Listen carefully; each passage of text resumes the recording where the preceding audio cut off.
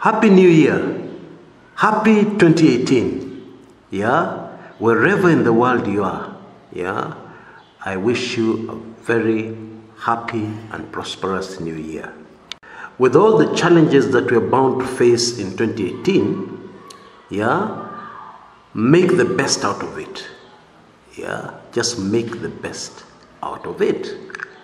If you continue to regularly take in this channel, I will try my best to give you a lot of help to do that, a lot of encouragement, a lot of inspiration, a lot of tips, a lot of news that will help you make the very best you can of 2018.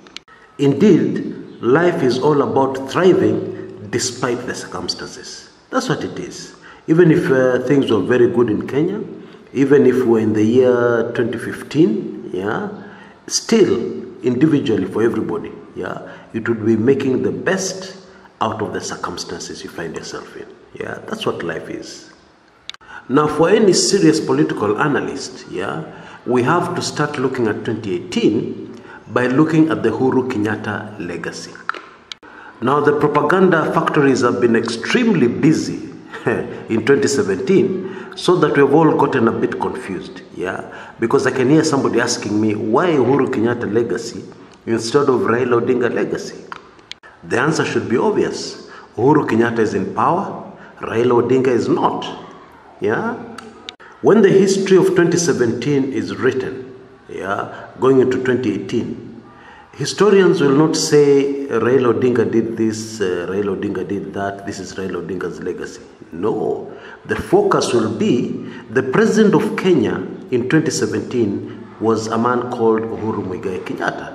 Yes, and therefore that legacy is what has to be in the focus of historians. Because it is obvious, it will be noted that Uhuru Kenyatta was responsible. He was in charge. He had the power. He had the state machinery. He was president of Kenya. Yeah. So how do you write history by ignoring the president of a country and then speaking about the opposition leader? Does it make sense to you? Now I want you to note something very, very important. Okay, if let's imagine for a minute that we are not ending we're not in the year 2018. Let's take ourselves back to the end of the year 2016. Okay, and then I asked you the same question: what is Uhuru Kenyatta's legacy? Okay, and then we fast track to now and ask you the same question. Do you get my drift? The answers would be very different. Yes, a lot has happened in 2017. Too much has happened in 2017 that has completely revolutionized and changed the Uhuru Kenyatta legacy. Very early in the Uhuru Kenyatta presidency, I commented in my blog kumekucha.blogspot.com, and I said that Uhuru has got the most efficient PR machine any president of Kenya has ever had. Well, we now know that this PR machine, yeah, went beyond PR into propaganda and outright lies. Yeah. The result of all this was that a lot of things were masked, yeah, from the public right from 2013 to the end of 2016. There are a lot of things people did not see, including myself. Yeah, I'll be very honest. But oh my, 2017 was the year of revelation. 2017 was the year of exposés. 2017 ilianika uchi kila kitu. Yeah, it laid bare everything. The result is that today, now as I make this recording, it is impossible to spin, yeah, the Uhuru Kenyatta legacy into something that it is not. It is impossible to spin it into anything else other than what we all see laid bare before us. And don't even ask the question, can it be repaired? Because that is an impossibility. It cannot be repaired. Indeed, that is the nature of politics. Yeah, and allow me to quote from Shakespeare. Yeah, that wonderful political work called Julius Caesar. Yeah, where it is said that the evil that men do, yeah, oft lives long after them. Yeah, the good they do is oft interred with their bones. Bila kizungu mingi, what that means is that the good you do on this earth, is very quickly forgotten. But the bad that you do, it'll live long after you're gone. And that is so true in politics. Okay? No legacy of a leader is written by the PR department. Okay? The legacy is often defined by the opponents and the critics of that leader. Let's take a very ideal example of this from the president's Facebook page. Okay? Now, on December 28th, the president posted a congratulatory message to the president-elect of Liberia, George Weah. George Weah is a former very famous footballer who has won almost every important award any footballer can win, internationally, by the way. Excellent striker, George Weah. But now he's president. Okay, it's interesting that he did not get their pap just like that. He struggled. In the first election, he lost, and he lost after winning the first round, only to lose the second round. But anyway, so there's a congratulatory message to President-elect George Weah.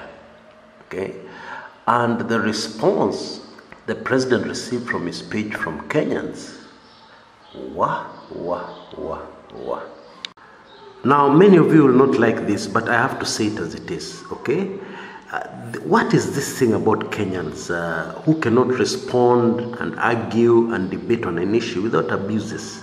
What is it about us Kenyans? Is it not possible to have a debate by carefully choosing your words? And if you're bitter, or if you're annoyed, or if you're upset, the best thing to do is to use sarcasm. That'll get your message across with the impact it has. But to use abusive language, and in any case, even if you don't respect the man, Kenyans, respect the office. That one I cannot support. Okay? And I have no apologies to make. That's just me. Okay?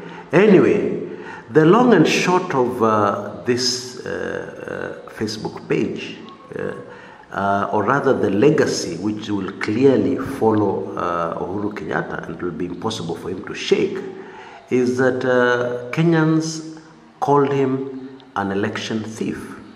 A vast majority of Kenyans took issue with the fact that he's congratulating a properly democratically elected president, when in Kenya, most believe that we did not have a democratic election, and that the person elected does not have the support of the vast majority in the country, as it should be in democracy. Okay? But there's something much more interesting that came out of this Facebook page that I noted, and I believe every Kenyan should note, and especially the government should note, if they want to be able to measure the temperatures in the country correctly and accurately. One commentator who sent me a message, to draw my attention to this page, said the following. He said, here are the comments. I'm sure glad that many other Kenyans also issued negative critical comments. Now, that means that this person made the comment without thinking of the consequences. Okay, I mean, this is the President of the Republic of Kenya. And it is only later that it came to him what he had done. And he was very glad that there were so many other people who had made even worse comments than he had. So that if it's a question of being picked up, tutachukuliwa wengi. Now, you don't need to be a psychologist or a psychiatrist, to tell that when a human being reaches a point whereby they talk fast and think of the consequences later, it is a very dangerous situation.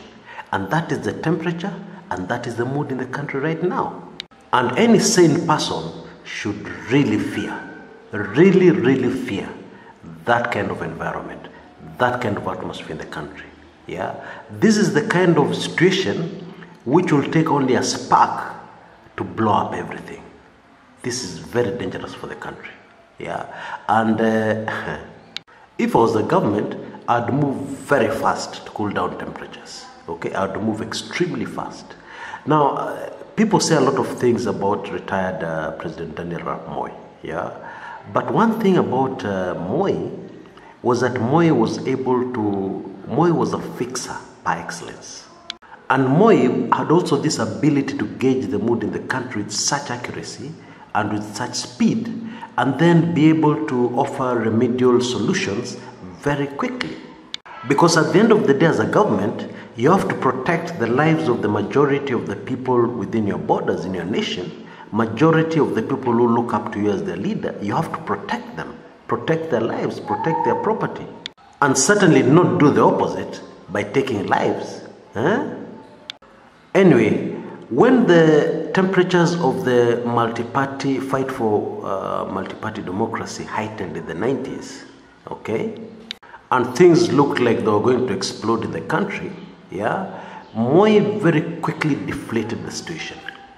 How did he do this? He created a forum, yeah, and I remember it was led by the late Professor George Saitoti, who was then the vice president, where all Kenyans from all walks of life were invited to give their views, yeah, as to what can be done to take the country forward. I remember one of the first people who came forward to give their views, you will not believe this, was Uhuru Kenyatta. Yeah. He was then just the son of a former president of Kenya, the son of the founding father of Kenya, yeah, and he came forward and he gave his views. And so many others walked through and they said so many things. Yani wali vent, yeah. What Moi did, he created an atmosphere where people would vent, yeah. And the temperatures in the country, you could almost feel it. The temperatures in the country just went down dramatically. Folks, that is the only thing. A similar idea, yeah, that would probably, I don't know if that would work now, yeah, but there are many ideas, yeah. If somebody went around looking for them, they would very easily find them. And then if the president has got some excellent advisors, he's got resources. If those advisors are not within the country, they can be gotten from outside the country. All one needs is the will and the determination to deflate things. Okay, because I'm afraid if this is not done, Kenya is not headed in a good place. Okay, now in the second episode of this series, yeah, we'll go into other things we should expect in 2008. Yeah, it should be very interesting. Usual drill, click on the link on your top left hand corner and you'll be there in a jiffy. This is Kshs Kumekucha.